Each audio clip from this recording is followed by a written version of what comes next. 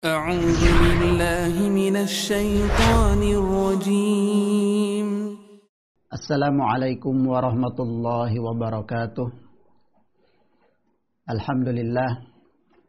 Alhamdulillahi hamdan katsiran tayyiban mubarakan fih kama yuhibbu rabbuna wa yarda. Asyhadu an la ilaha illallah wahdahu la syarikalah wa asyhadu anna Muhammadan abduhu wa rasuluh. Allahumma salli wa sallim ala nabiyyina Muhammad ibn Abdillah wa ala alihi wa ashabihi wa man tabi'ahum bi ihsanin ila yaumil qiyamah. Qala ta'ala ya ayyuhalladzina amanu taqullaha haqqa tuqatih wa la tamutunna illa wa antum muslimun. Allahumma la sahla illa ma ja'altahu sahla wa anta taj'alul hazna idza syi'ta sahla. Amma ba'd. Para pemirsa kaum muslimin yang semoga senantiasa dirahmati Allah Subhanahu wa taala. Alhamdulillah dengan izin Allah Subhanahu wa taala kita bisa berjumpa kembali dan insyaallah kita akan melanjutkan kajian kita yaitu membaca kitab Ad-Da' wad-Dawa. Pada kesempatan terakhir ya, kita masih membicarakan seputar pesan muallif atau penyusun kitab ini rahimahullahu taala terkait dengan dua hal penting yang harus kita pahami. Yang pertama adalah kita hendaknya mengetahui tentang rincian sebab-sebab kebaikan dan keburukan agar kita tidak salah di dalam menempuh sebab-sebab tersebut. Kemudian yang kedua juga jangan tertipu saat kita berinteraksi dengan sebab-sebab tersebut ya. Karena banyak orang karena salah persepsi dengan mengandalkan luasnya ampunan Allah, dengan bersandarkan akan sifat pemaaf Allah, kemudian dia pun meremehkan perbuatan dosa. Menganggap ringan perbuatan maksiat kepada Allah Subhanahu wa taala. Bermudah-mudahan untuk menerjang aturan-aturan Allah Subhanahu wa taala. Ya, dengan anggapan bahwa Allah kan maha pemurah, Allah kan maha pengampun, gampang nanti bertaubat, gampang nanti beristighfar, sehingga dia pun meremehkan perbuatan-perbuatan dosa. Tentunya ini adalah hal yang keliru di dalam hal ini. Bahkan seperti yang sudah kita sampaikan pada kesempatan yang lalu juga, sebagian bahkan ada yang beranggapan bahwa menjauhkan diri dari dosa itu adalah kelancangan dan penghinaan terhadap sifat pemaaf Allah Subhanahu wa taala. Masalah sampai demikian. Nah, ini yang kemudian akan dilanjutkan oleh muallif rahimahullahu taala terkait dengan kesalahan-kesalahan persepsi di dalam masalah ini. Tentunya dengan harapan ya kita menyampaikan apa yang disampaikan muallif ini agar kita bisa menjauhi sifat-sifat seperti ini, agar kita tidak mempunyai keyakinan dan persepsi yang salah sebagaimana mereka. Para pemirsa kaum muslimin yang dirahmati Allah Subhanahu wa taala, kemudian yang berikutnya kata muallif rahimahullah, ini masih menceritakan tentang orang-orang yang salah persepsi dan tertipu dan bahkan menipu dirinya sendiri. Wa minhum man yaghtarru bi abaihi wa aslafihi wa anna lahum indallahi makanan wa salaha fala yada'uhu an yukhallisuhu.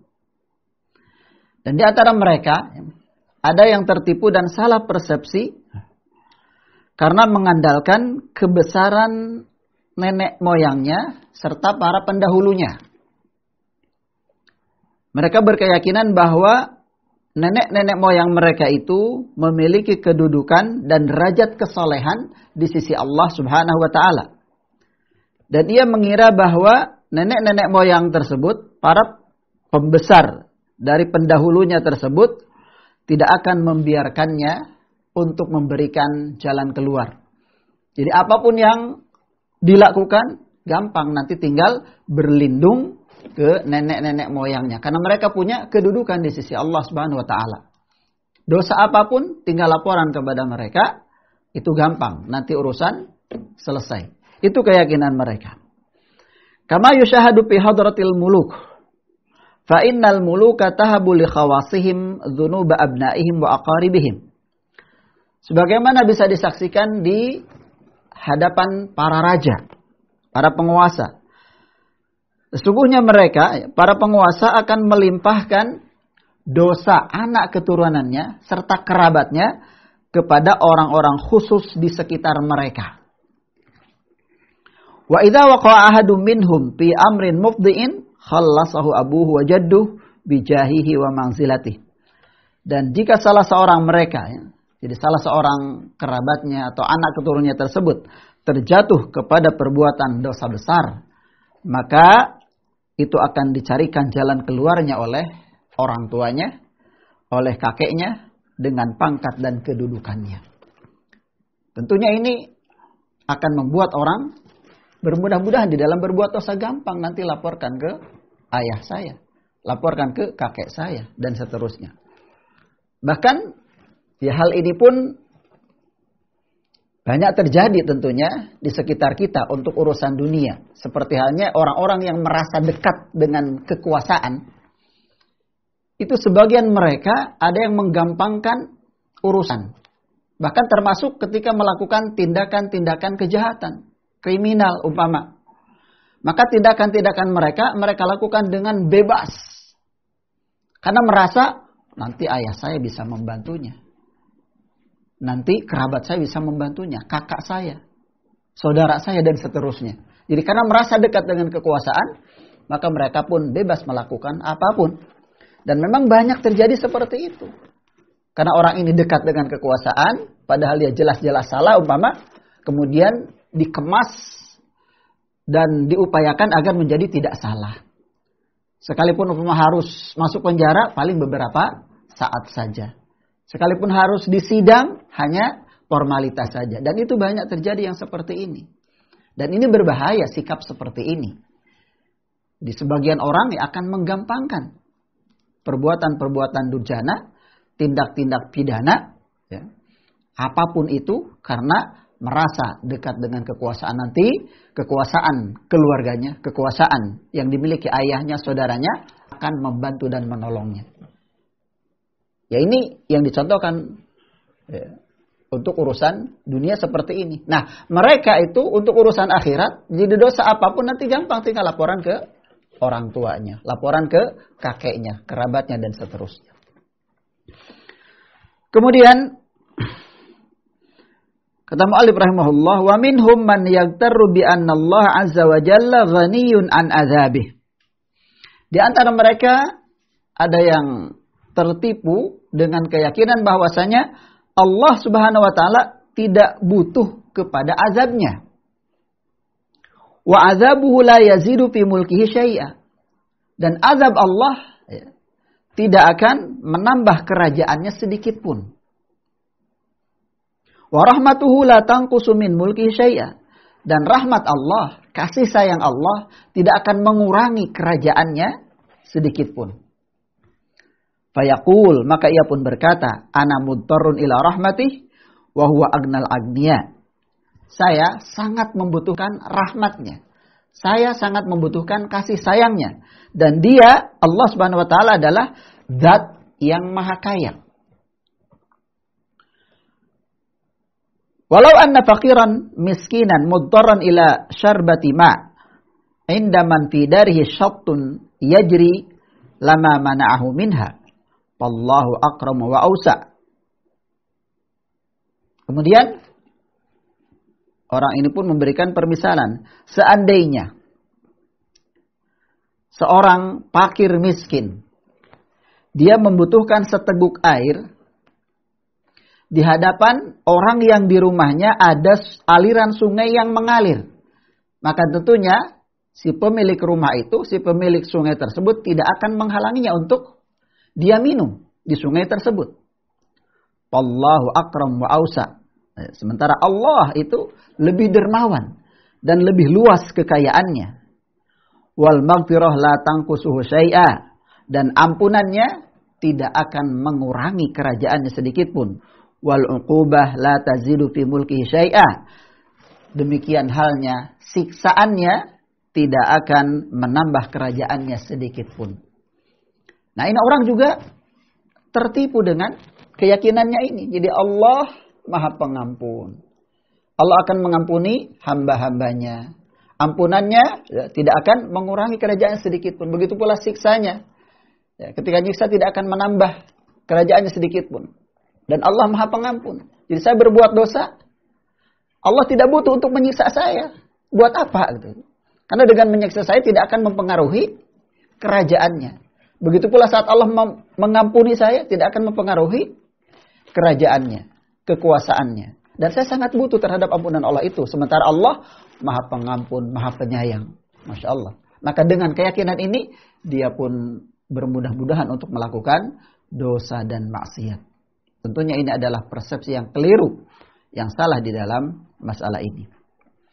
Wa minhum, yang berikutnya, wa minhum man yaqtaru bi fahmin fasidin fahimahu huwa wa adrabuhu min nususil Qur'ani was sunnah. Dan di antara mereka ada yang salah persepsi di dalam memahami nas-nas dalil-dalil Al-Quran dan Sunnah dengan pemahaman yang salah. Jadi di antara mereka salah paham terhadap dalil-dalil dari Al-Quran dan Sunnah, ayat-ayat di dalam Al-Quranul Karim dan juga sunnah-sunnah Nabi Sallallahu Alaihi Wasallam. Fattakalu alaih, lantas mereka pun bersandar kepadanya, bersandar kepada dalil-dalil itu, tapi dengan persepsi yang salah, dengan pemahaman yang salah. Kemudian mu'allif memberikan contoh tentang hal ini, ketika li ba'dihim ala qawlihi ta'ala wala sawfa yu'tika rabbuka fatarda, dalam surah Ad-Duha ayat 5. Wala sawfa yu'tika rabbuka fatarda. Ya, kelak Tuhanmu akan memberikan karunia-Nya kepadamu, lalu hatimu menjadi ridha, hatimu menjadi puas. Ini maksudnya kepada Nabi SAW bahwa kelak Allah akan memberikan karunia-Nya kepada Nabi. Lantas dengan karunia itu Nabi akan merasa rela, ridha dengan karunia Allah Subhanahu Wa Taala tersebut. Nah, orang ini kemudian berkeyakinan wahwa la yarda an yakuna finnar. Dan Nabi Sallallahu Alaihi Wasallam tentunya tidak akan ridho kalau ada dari umatnya yang masuk neraka. Jadi Allah akan membuat Nabi ridho. Allah akan membuat Nabi puas hatinya, senang hatinya dengan karunia-Nya dari Allah Subhanahu Wa Taala. Nah, orang ini berkeyakinan tentunya Nabi tidak akan ridho kalau ada umatnya masuk neraka. Nabi tidak akan puas kalau ada umatnya masuk neraka. Tidak akan senang kalau ada umatnya masuk neraka. Nah, karena itu maka dia berkeyakinan pasti nanti saya masuk surga. Ya. Karena Nabi tidak senang kalau umatnya masuk neraka. Maka saya umatnya. Dan saya tidak mungkin masuk neraka. Ini persepsi dia. Wahadha min akbahil jahl. Ini adalah seburuk-buruknya kebodohan. Wa abyanul kadhib alaih. Dan kedustaan yang sangat jelas terhadap beliau sallallahu alaihi wasallam. Fa innahu yarda bima yarda bihi rabbuh azza wa jal.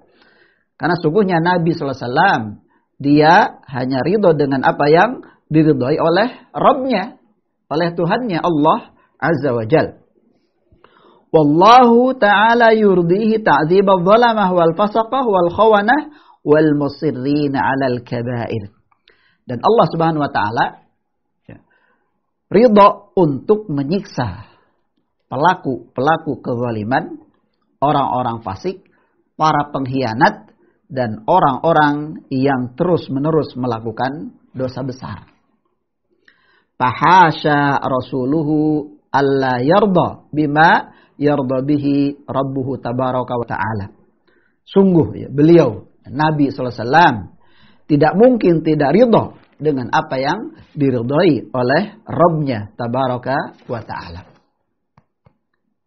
Jadi keyakinan mereka itu salah. Karena Rasulullah SAW tidak mungkin tidak ridha dengan yang diridhai oleh Allah. Dan Allah ridha untuk menyiksa para pelaku dosa. Allah ridho untuk menyiksa para pelaku dosa. Nabi pun pasti bakal ridho dengan apa yang diridhoi oleh Allah Subhanahu wa ta'ala. Kemudian wakatika li ba'dihim ala qawlihi ta'ala innallaha yaghfiru dzunuba jami'a. Dan contoh berikutnya, sebagiannya bersandar terhadap kepada firman Allah Subhanahu wa taala dalam surah Az-Zumar ayat 53, innallaha yaghfiru dzunuba jami'a. Sungguhnya Allah Subhanahu wa taala akan mengampuni semua dosa. Maka mereka pun bersandar dengan ini, Allah akan mengampuni semua dosa. Jadi dosa apapun akan diampuni oleh Allah. Kalau dosa akan diampuni oleh Allah, maka dosa apapun silahkan saja lakukan. Dosa apapun diperbuat saja. Toh pada akhirnya Allah akan mengampuni dosa-dosa tersebut. Nah maka mereka pun bersandar dengan ayat ini. Apa kata mu'allif? Wa hadza aidan min aqbahil jahli. Ini juga adalah kejahilan yang amat buruk. Fa inna syirka dakhilun fi hadhil ayah. Fa innahu ra'sud dzunub wa asasuha. Sungguhnya kesyirikan pun masuk dalam ayat ini. Jadi Allah akan mengampuni semua dosa. Berarti termasuk syirik. Termasuk syirik. Karena syirik sejatinya adalah pokoknya dosa dan pondasinya. Asasnya dosa.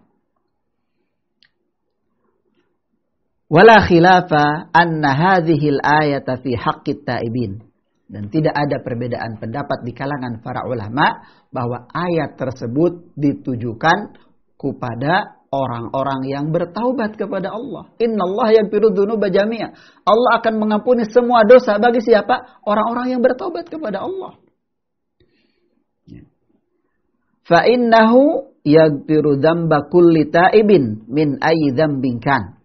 Karena sungguhnya Allah Subhanahu wa taala akan mengampuni dosa setiap orang yang bertobat dari dosa apapun itu. Nah, jadi ayat ini ingat bahwa Allah akan mengampuni semua dosa itu bagi orang-orang yang bertobat. Ini ayat ini ditujukan untuk orang-orang yang bertobat. Jadi orang yang bertobat dari dosa apapun termasuk syirik, kalau dia bertobat kepada Allah sebelum meninggal, sebelum ajal menjemputnya dengan taubatan nasuh, Allah pasti mengampuni. Jadi jangan salah paham. Jadi ayat ini untuk orang-orang yang bertobat. Allah akan mengampuni. Makanya siapapun dia, jangan pernah berputus asa dari rahmat Allah. Karena Allah akan mengampuni semua dosa. Kalau hamba itu bertobat kepada Allah Subhanahu wa ta'ala.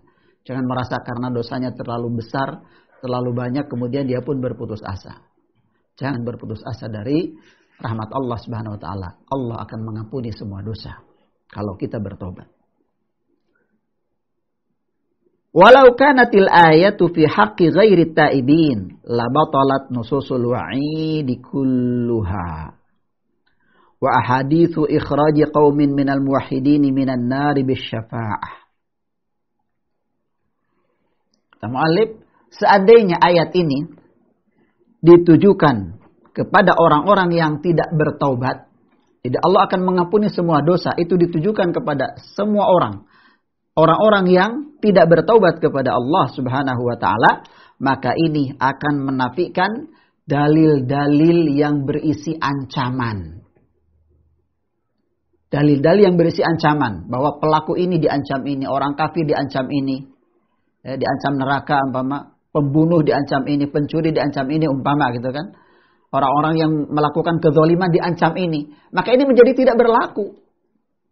Menjadi tidak berlaku ayat-ayat ancaman, hadis-hadis yang terkait dengan ancaman, itu menjadi tidak berlaku sama sekali. Karena pada akhirnya Allah akan mengampuni semua dosa.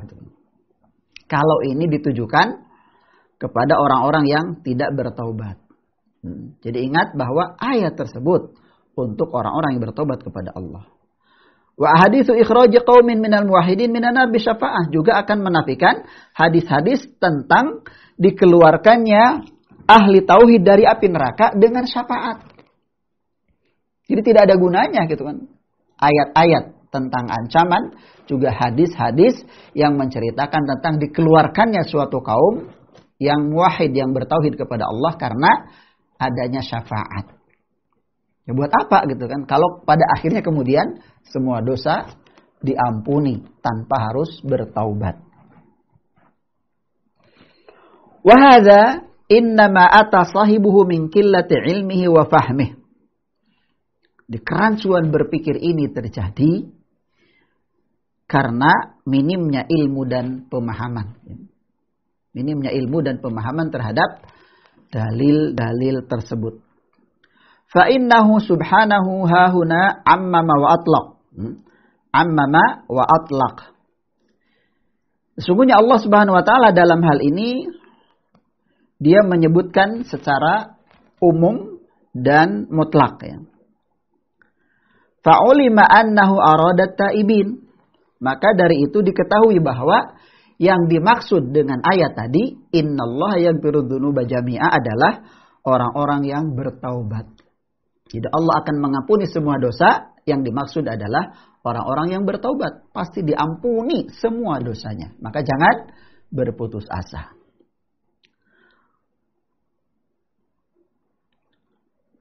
Wa fi suratin Nisa khassasa wa qayyad. Dan di dalam surah An-Nisa ayat 48 Allah menyebutkan secara khusus dan pembatasan. Jadi Allah mengkhususkan dan membatasi. Faqal Allah berfirman, "Innallaha la yaghfiru ay yushraka bihi wa yaghfiru ma duna dzalika liman yasha." Sesungguhnya Allah Subhanahu wa taala tidak akan mengampuni orang yang berbuat syirik kepadanya, orang yang menyekutukannya, dan akan mengampuni dosa selain syirik bagi yang dikehendaki. Jadi ini taksis atau mengkhususkan ayat yang tadi yang bersifat umum tadi.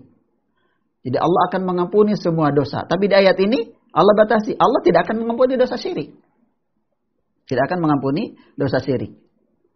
Fa'akhbara Allah subhanahu annahu la yaghfiru syirka. Allah mengabarkan dalam ayat ini bahwa Allah tidak akan mengampuni dosa syirik.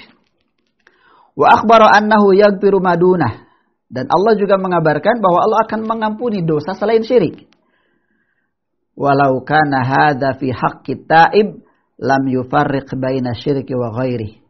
Seandainya ayat ini berlaku untuk orang-orang yang bertaubat, maka Allah tidak akan membedakan antara syirik dan lainnya. Di ayat ini untuk orang yang tidak bertaubat kepada Allah. Sementara ayat yang sebelumnya, innallaha yaghfiru dzunuba jami'a, itu untuk orang-orang yang bertaubat kepada Allah. Karena kalau ini untuk orang-orang yang bertaubat, tidak perlu dibedakan syirik dan selain syirik, karena semuanya diampuni kan gitu. Tapi di sini Allah bedakan, syirik tidak akan diampuni. Artinya kalau tidak bertaubat. Karena ada orang yang salah persepsi dalam masalah ini. Oh, kalau syirik tidak diampuni, berarti dia putus asa gitu kan. Sudah tidak ada harapan ampunan. Itu kalau tidak bertaubat, meninggal dengan membawa dosa syirik tersebut. Tapi kalau dia bertaubat kepada Allah sebelum ajal menjemputnya, maka dosa sebesar apapun pasti akan diampuni oleh Allah Subhanahu wa taala, asal dia bertaubat dengan taubat yang sebenar-benarnya.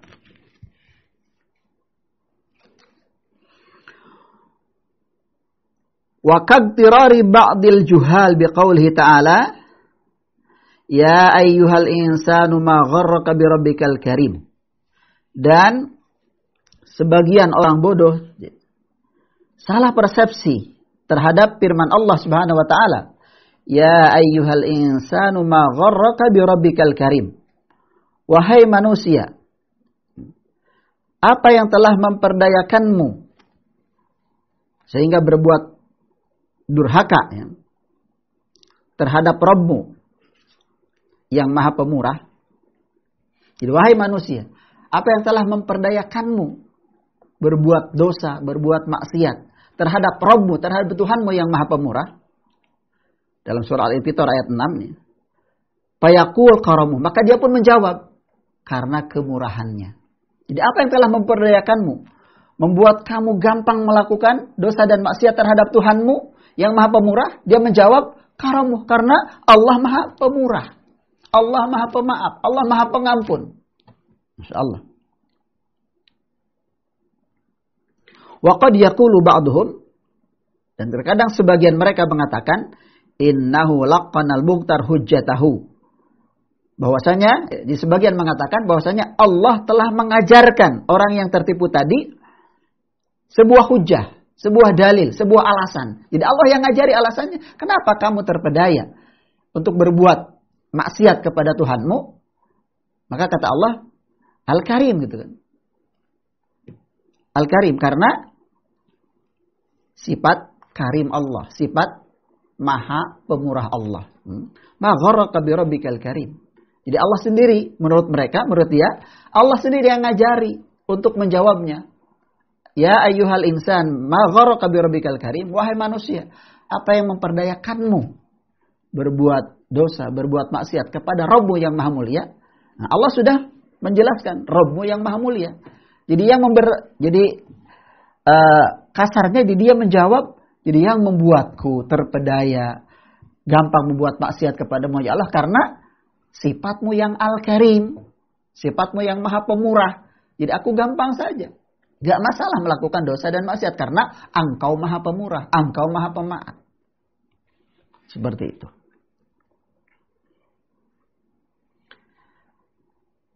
Wahada jahlun qabih. Ini adalah kejahilan yang buruk.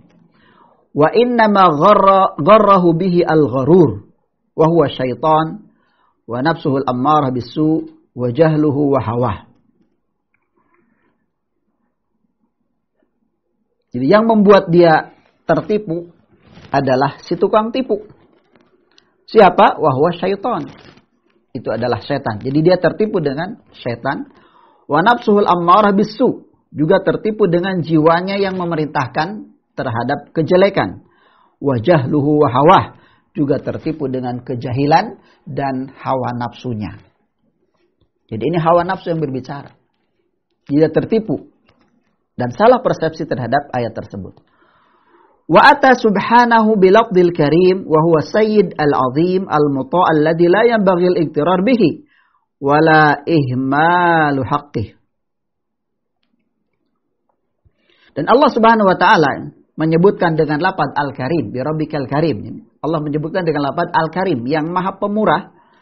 Al-Karim itu wa huwa as-sayyid, dia adalah tuan, al-azim yang maha agung, al-muta yang ditaati, alladzi la yanbaghil iktiraru bih, yang tidak sepantasnya ya, tertipu dengan lafaz Al-Karim tersebut. Wala ihmali haqqih, dan tidak boleh mengabaikan hak-haknya. Jadi lafaz Al-Karim itu yang ditaati, bukan yang digampang-gampangi untuk dimaksiati. Jadi Allah yang Maha Pemurah itu yang ditaati, bukan yang diremehkan untuk dimaksiati. Fawadha'a hadzal mughtar al-ghurur fi ghairi mawdi'ih. Maka orang yang tertipu ini telah meletakkan makna kata Al-Karim yang Maha Pemurah bukan pada tempat yang semestinya. Waqtarra biman la yanbaghil iktiraru bih. Dan dia tertipu, telah tertipu dengan sesuatu yang semestinya dia tidak boleh tertipu dengan hal itu. Kaum muslimin, para pemirsa yang dirahmati Allah Subhanahu wa taala, ini beberapa contoh kesalahan persepsi dari beberapa orang terkait dengan interaksinya dengan ayat-ayat Al-Qur'anul Karim. Karena salah persepsi terhadap sebagian ayat-ayat tersebut, kemudian mereka pun menggampangkan untuk melakukan dosa dan maksiat. Bermudah-mudahan untuk menerjang syariat Allah Subhanahu wa taala, melanggar syariat Allah Subhanahu wa taala. Dan ini adalah persepsi yang salah, ini adalah hal yang keliru yang harus kita jauhi. Para pemirsa kaum muslimin yang dirahmati Allah, mungkin ini barangkali yang bisa disampaikan untuk kesempatan yang baik ini. Kurang lebihnya mohon maaf. Subhanakallahumma wa bihamdik, asyhadu an la ilaha illa anta astaghfiruka wa atubu ilaik.